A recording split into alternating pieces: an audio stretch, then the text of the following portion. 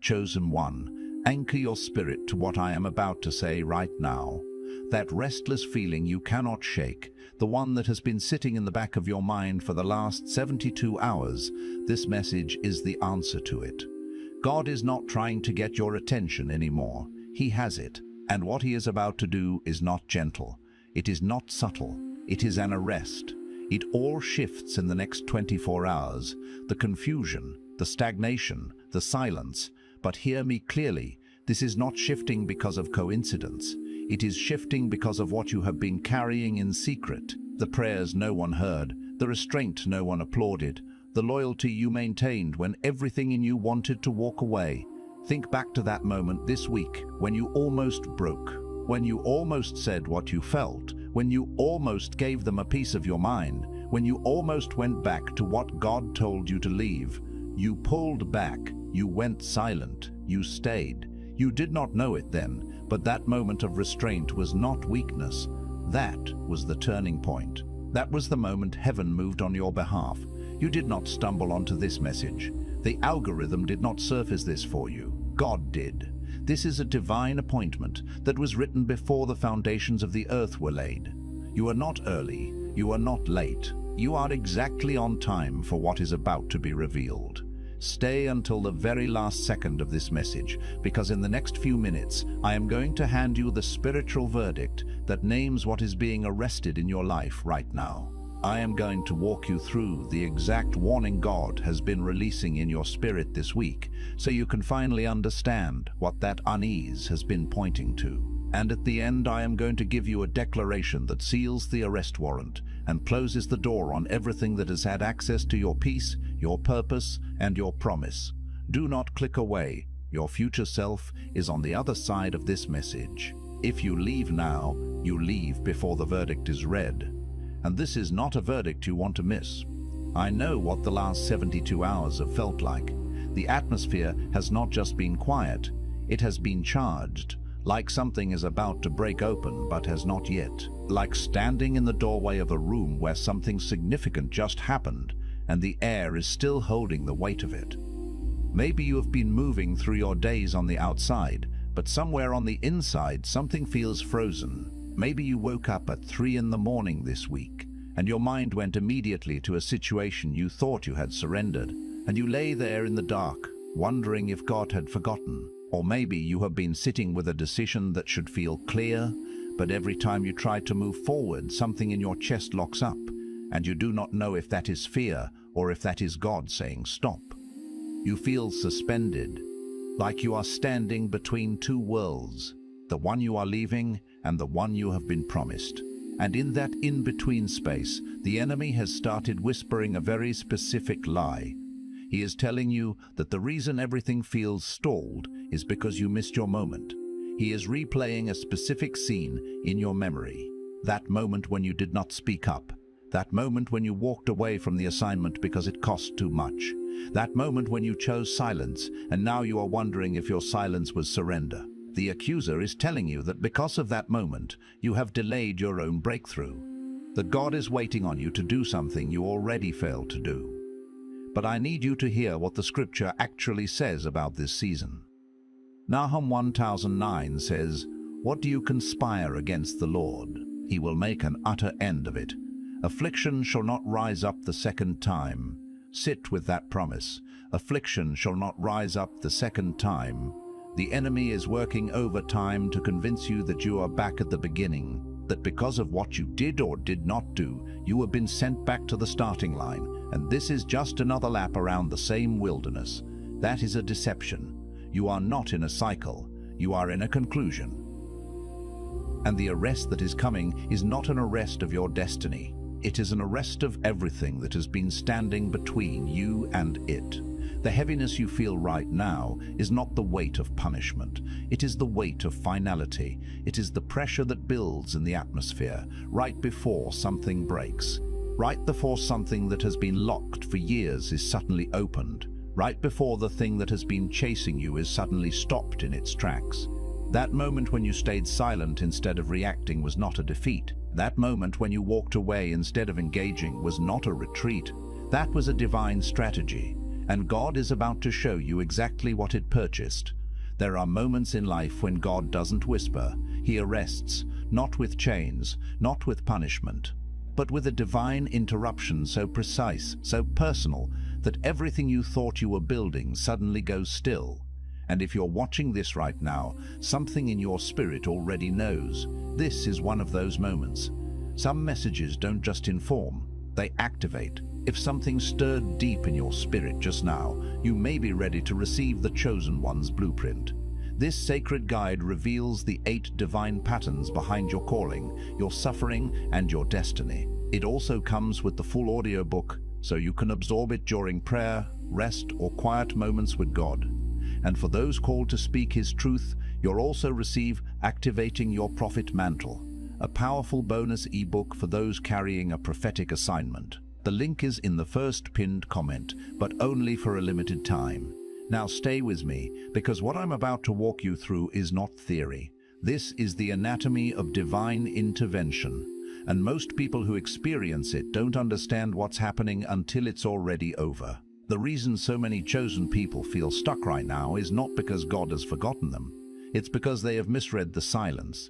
They've interpreted the pause as punishment. They've looked at what's been taken, the relationship, the opportunity, the momentum, and concluded that something went wrong. But here's what C.S. Lewis understood that most modern voices refuse to say: God is not interested in your comfort, He is interested in your completion. And completion requires a kind of breaking that comfort will never produce. Comfort is a kind of anesthesia. It numbs the edges of longing and softens the sharp call of transformation until you no longer feel its edges at all. And so God, who loves you too fiercely to allow you to sleepwalk through your destiny, sometimes reaches into the middle of what felt settled, what felt safe, what felt like yours. And He stops it. He halts the momentum. He silences the noise, not because your story is over, but because the chapter you were writing was not the chapter He ordained.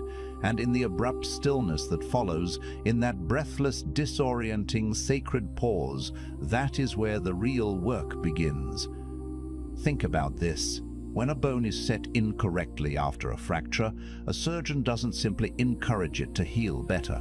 He breaks it again, at the point of original injury, not out of cruelty, but because a bone that heals in the wrong position will limit movement for the rest of your life. And God, who sees the full architecture of your destiny, will sometimes re-break what healed wrong, not because He is harsh, but because He is precise. The arrest you are experiencing right now may not be a sign that you failed.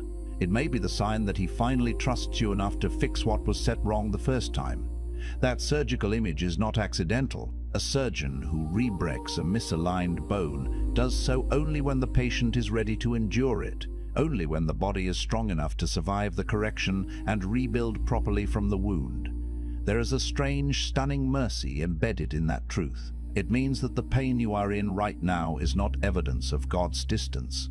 It may be evidence of His proximity. It may mean that He has assessed your capacity, looked at the full landscape of what you carry, and determined that you are finally strong enough, not to avoid the re-breaking, but to survive it and come out on the other side moving in ways you never could before. What feels like devastation is actually surgical precision. What feels like loss is actually the removal of a limitation you couldn't see clearly enough to release on your own. But here's where it goes deeper, and this is the part most people skip past, because it requires a level of honesty that is deeply uncomfortable. The thing that was set wrong is not always what the enemy did to you. Sometimes it is what you chose in the middle of your pain. When Elijah ran from Jezebel after the fire fell on Mount Carmel, he didn't run because he was weak. He ran because he was exhausted. He had just experienced one of the greatest spiritual victories in the history of Israel. And in the very next moment, a single threat from one woman sent him under a juniper tree, asking God to take his life. And what did God do? He didn't rebuke him. He fed him. He let him sleep. He sent an angel twice. But then, and this is critical, He asked him a question that cut through everything. What are you doing here, Elijah? Not what happened to you. Not who hurt you. What are you doing here? Because the issue wasn't the threat from Jezebel. The issue was that Elijah had built his identity on the fire coming down, and when the fire didn't stop the persecution, he didn't know who he was without the visible miracle, and God was arresting that misplacement before it became a permanent limp in his destiny. Sit with that for a moment. God's question to Elijah was not a reprimand, it was an excavation. It was God reaching past the surface of the exhaustion, past the understandable fear, past the legitimate grief, and going directly to the root. What are you doing here? Meaning, this cave, this hiding place, this posture of defeat. It does not belong to your identity. You are not a man of the cave. You are a man of the mountain. You are a man of fire and wind and the still small voice. How did you end up here? And more importantly, why are you staying? Because the question was not just geographical, it was prophetic. It was God refusing to allow Elijah to establish a permanent residence in the lowest point of his journey. You may have done the same thing. You may have built your identity on what God did through you, instead of who God made you to be. And now that the visible fire has gone quiet, you don't know who you are in the silence. That is the hidden fracture. That is what the arrest is targeting. There is a profound difference between a calling and an identity, and yet so many people collapse the two until they are indistinguishable. When the calling produces fruit, when the ministry grows, when the gift is celebrated, when the prayers are visibly answered and the results are undeniable, it is dangerously easy to begin locating your sense of self inside the outcome, rather than inside your relationship with the one who called you.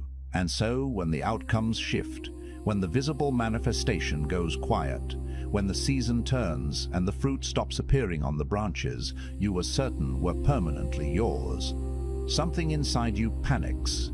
Because you have mistaken the gift for the giver, you have mistaken the evidence of God for God himself. And that confusion, left uncorrected, will hollow out your spiritual life from the inside, leaving you performing for an audience when you were called to a presence. And this leads us to something most people miss entirely. Coming up in just a moment, the principle that explains why your greatest breakthroughs have always followed your deepest losses. But first, this has to land. The arrest is not the end of your story. It is the surgical theater. It is the moment God gets behind the wound, behind the performance, behind the spiritual reputation, behind the carefully constructed version of yourself you've been presenting to the world, and begins working on what only He can see. C.S. Lewis wrote that God whispers to us in our pleasures, speaks in our conscience, but shouts in our pain. Pain is His megaphone. But what He is shouting is not condemnation. What He is shouting is direction. He is saying, not that way, this way, here, now, stop. And that directional shout, that urgent, precise, unavoidable redirection, is an act of the deepest love imaginable. Think about the image of a parent watching a child about to step into oncoming traffic. The shout that fills that moment is not anger. It is terror transformed into action. It is love that has no time to be gentle, because gentleness in that moment would cost everything. And God, who sees beyond the veil of what is visible, who perceives the full weight of what is coming toward you and what is being prepared for you, sometimes shouts not because you are in trouble, but because He is trying to redirect you before you settle permanently into something that cannot contain your destiny. Most people respond to that shout by trying to make the pain stop as quickly as possible. They pray for immediate relief. They seek counsel to get back to normal. They fast to accelerate the process. And there is nothing wrong with any of those things, except when they are used to escape what God is trying to do inside the difficulty. Because the goal is not to survive the arrest. The goal is to be transformed by it. There is a version of spiritual practice that is really just spiritual pain management. It looks like faith from the outside, the prayers, the declarations, the worship. But at its core, it is a sophisticated attempt to return to comfort as quickly as possible. And God, who is not deceived by the packaging, will sometimes allow those efforts to go unanswered, precisely because, answered too quickly, they would interrupt the very process He initiated. Not every prayer for relief is meant to be answered immediately. Some prayers for relief are meant to draw you deeper into the presence of the one who is holding you in the very season you are trying to escape. And in that deeper place, in that sustained and sometimes agonizing encounter with the God who will not release you from the process prematurely, that is where the transformation actually happens. That is where Elijah stops being a man defined by fire and becomes a man defined by relationship with the God who speaks in the silence after the fire has passed. Now, once you understand that, you're ready for this. There is a pattern in Scripture that almost no one talks about because it is deeply counterintuitive. Every person God used at the highest level was not just tested. They were specifically tested in the area of their calling. Moses, called to lead, was placed in a position of total powerlessness for 40 years. David, anointed as king, was hunted like a criminal for nearly a decade. Paul, appointed as the apostle to the nations, spent years in chains. Joseph, whose entire assignment was about divine elevation, spent more time in pits and prisons than in palaces. The pattern is not coincidental. The pattern is intentional, because God does not give authority to people who have not been proven in the absence of it. He does not release influence to those who have not survived the silence of invisibility. The arrest you are in right now may be the very prerequisite for the assignment God has written over your life before you were born. Let that pattern breathe in your spirit for a moment. Moses spent 40 years in the wilderness, not as a punishment for the Egyptian. He struck down in a moment of misguided zeal, but as a formation, because the man who would stand before Pharaoh and part the Red Sea could not be the same man who thought he could liberate Israel through his own strength, his own royal status, his own act of violence.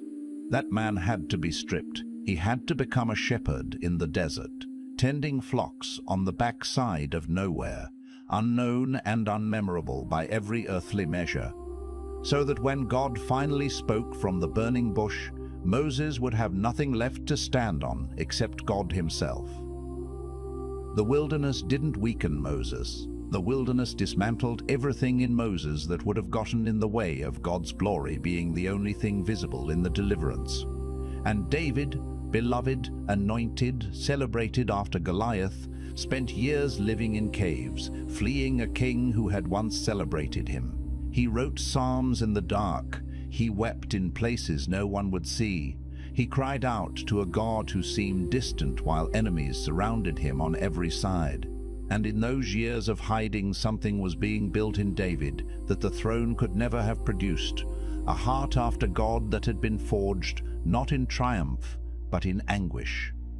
The Psalms we return to in our own darkest moments were written in David's darkest moments. The very seasons of his greatest pain became the legacy of his greatest intimacy with God. And the authority he carried when he finally sat on the throne was not the authority of a man who had never suffered. It was the authority of a man who had suffered completely and discovered that God was sufficient in every layer of it. Stay with me, because what's coming next is the insight that breaks the cycle. And it's the one thing most people avoid. Here is what almost no one is willing to say out loud. Some of what's been arrested in your life needed to be arrested, not because it was sinful, but because it was premature. There is such a thing as good fruit produced out of season. There is such a thing as a right thing at the wrong time that, if it had continued, would have produced a version of your destiny that looked right on the outside, but was hollow at the root. God is not only interested in what you build, He is interested in what you build from, because a ministry built from unhealed ambition will eventually collapse under its own unresolved wounds. A relationship entered from a place of spiritual desperation will mirror the emptiness it was meant to fill. A calling walked out, before character has been formed, will produce influence without integrity. And influence without integrity is one of the most dangerous things a person can carry. Consider a tree planted in shallow soil. For a season, it may grow quickly. Its branches spread wide, its leaves catch the attention of every passerby, its fruit appears early and in abundance. But when the storm comes, and storms always come, the root system cannot hold what the visible growth has promised, and it falls. not because it was the wrong tree, not because it lacked potential, but because the soil beneath it was never deep enough to sustain what was asked of it. God is a long-game gardener. He is not impressed by early shoots. He is interested in root systems that can withstand generations of storms, root systems that go deep enough to drink from underground rivers when the surface goes completely dry. And sometimes the most loving thing he can do for a life that is growing too fast in too shallow soil is to stop the visible growth entirely and redirect all the energy downward, into the hidden place, into the dark, unseen, unglamorous work of going deeper rather than growing taller. God arrested it not because he didn't trust your gifting. He arrested it because he is building something that has to last beyond your moment, and what lasts requires a foundation that can only be laid in the hidden place. The hidden place. That phrase deserves its own meditation, because in a culture that celebrates visibility, the hidden place feels like exile. It feels like irrelevance. It feels like God has moved on and left you in a room where no one is watching and nothing is happening. But the hidden place is not where God abandons the work. The hidden place is where God does the work that cannot be done in public.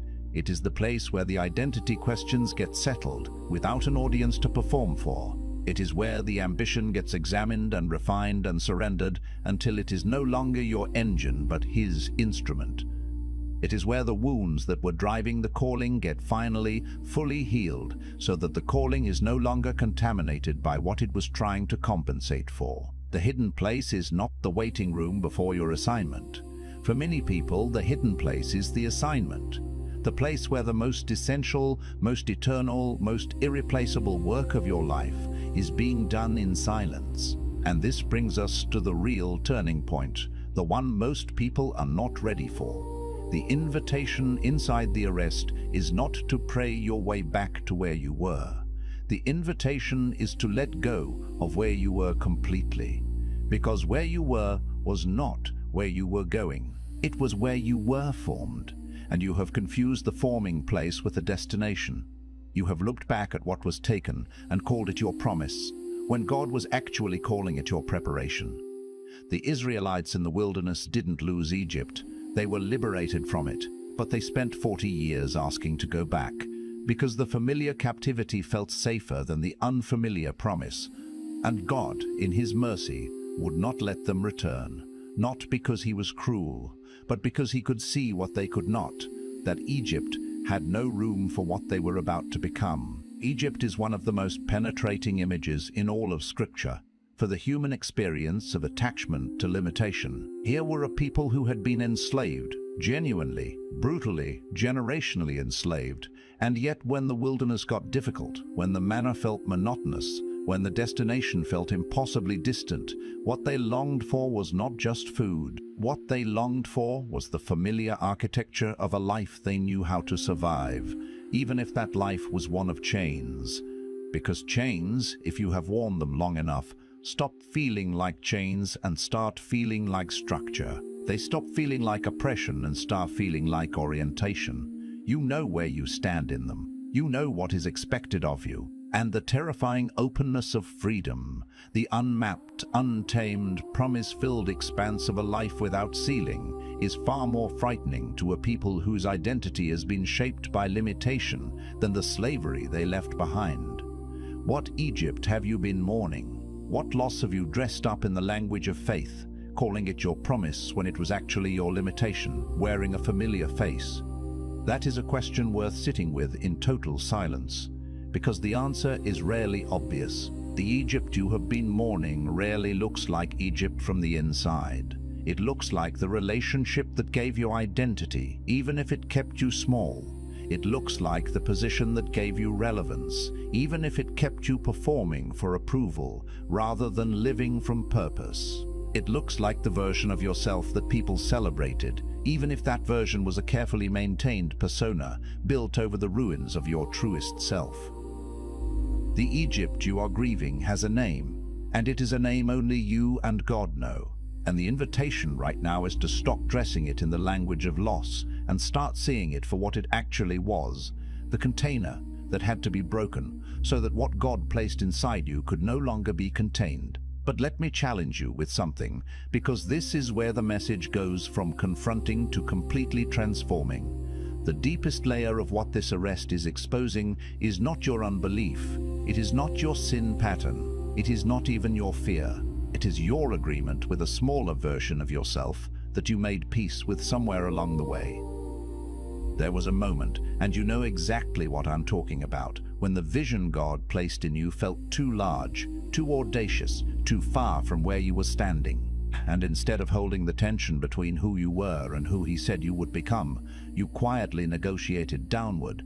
You told yourself it was humility. You called it being realistic. You surrounded yourself with people who confirmed the smaller version because the larger one required too much from everyone around you. And then you built a life around the negotiated version and called it surrender.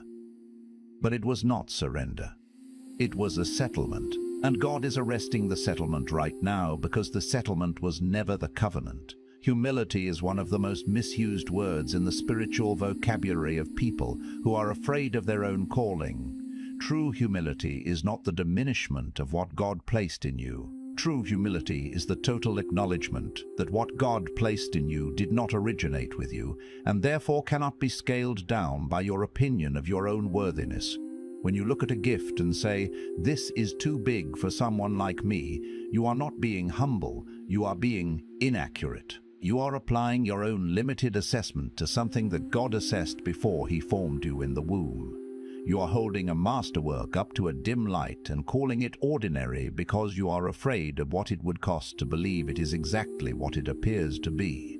That is not humility. That is self-protective unbelief wearing humility's clothing. And God, who will not share his glory, will also not allow his purposes to be reduced to the size of your insecurity. The arrest is the moment he begins to dismantle the settlement and reclaim the full territory of the covenant. And here is the part you probably didn't expect, the part that reframes everything you've just heard. The warning is not about what's coming against you. The warning is about what's trying to come through you, that you keep talking yourself out of. The arrest is not God stopping you. The arrest is God stopping you from stopping yourself. The enemy you have been watching for is not outside you. It has been the internal agreement that says you are too late, too broken, too ordinary, too unknown to carry what heaven has actually assigned to your life. And until that agreement is broken, not just acknowledged, not just prayed about, but completely dismantled, the breakthrough that has already been released in the Spirit will continue to wait at the threshold of your obedience. That threshold is a real place. It is not a metaphor. In the Spirit, there is a place where what God has already spoken and what you have not yet received are separated by nothing more than your willingness to cross from the conversation into the commitment. The breakthrough has been authorized. The resources have been allocated. The assignment has a name on it, and that name is yours. But a breakthrough that has been authorized in heaven still requires agreement on earth. It still requires a human being who is willing to stop negotiating, stop shrinking, stop explaining to God all the reasons why the timing is wrong or the vessel is insufficient, and simply say yes. A full, unqualified, irrevocable yes that moves out of the forming place and into the fullness, even when the fullness is still largely invisible. This is your moment of crossing, not because everything is perfect, not because the fear is gone, not because the fear is gone, not because the path is clear, but because God has brought you to this exact message, on this exact day, in this exact season, and that is not an accident. That is precision. That is the hand of the Most High reaching into your timeline and saying, now. This is where we change the trajectory. This is where the arrest becomes the activation. The crossing never happens in conditions of complete visibility. That is the nature of faith. It is always required at the edge of what you can see. The Israelites stood at the bank of the Red Sea with Pharaoh's army behind them and nothing but water in front of them. There was no path. There was no bridge. There was no earthly reason to believe that forward was possible. But Moses lifted his staff and the waters parted, not before the step was taken, but as the step was being taken. The miracle met the movement. The provision appeared at the border of the obedience. And what looked like an impossible ending became the most dramatic testimony of God's faithfulness in the entire history of a nation. Your Red Sea moment is not behind you, it is in front of you. And the staff in your hand is not your plan, not your reputation, not your resources. It is your willingness, your raw, trembling, fully surrendered willingness to take the next step and trust that the God who parted water for a nation of former slaves has not exhausted his capacity for impossible things on your behalf. Place your hand on your heart and declare this with me. I release every settlement I made in the place of fear. I break every agreement I signed with a smaller version of myself. I let go of the Egypt I have been mourning, and I receive the promise I had been too afraid to fully believe. The silence was not abandonment. It was preparation. The loss was not punishment. It was positioning. I step out of the forming place and into the fullness of what God designed before I drew my first breath. I am not behind.